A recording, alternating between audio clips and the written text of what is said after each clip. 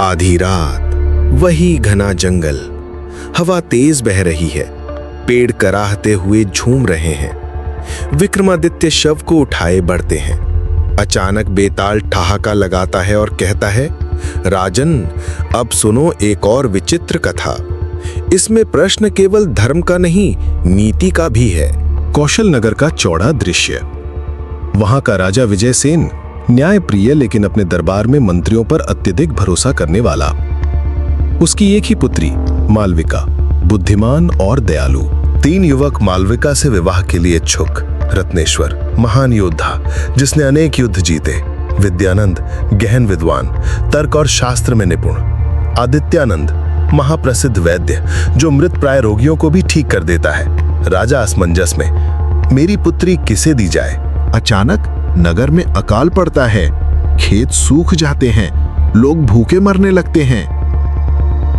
तीनों वर अपनी अपनी योग्यता दिखाते हैं। रत्नेश्वर डकैतों और लुटेरों से नगर की रक्षा करता है।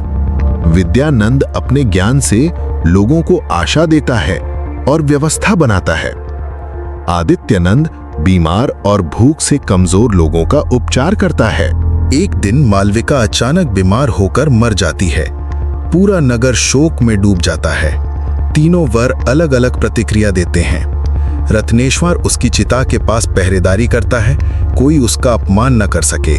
विद्यानंद शास्त्रों और वेदों से समाधानों की खोज करता है। आदित्यानंद अपनी विद्या से मालविका को पुनर्जीवित कर देता है। बेताल की गूंजती आवाज, बताओ राजन, इन तीनों में से कौन मालविका का सबसे योग्य पति है? रत्नेश्वर, जिसने उसकी रक्षा की, विद्यानंद, जिसने ज्ञान से उपाय खोजे, या आदित्यानंद, जिसने जीवन ही लौटा दिया? राजा का चेहरा गंभीर। विक्रमादित्य कहते हैं, जिसने मालविका को जीवन दान दिया वो उसका पिता समान है। जिसने शास्त्रों से मार्ग दिखाया वो गुरु तुल्य है। पर जिसने कठिन समय में उसकी रक्षा की और हर परिस्थिति में साथ खड़ा रहा, वही उसका सच्चा पति है। अतः रत्नेश्वर ही योग्य वर है। बेताल जोर से ठहाका मारता है। सही कहा राजन, परंतु याद रखो, आगे की कथाएं तुम्हारे लिए और भी कठिन होंगी।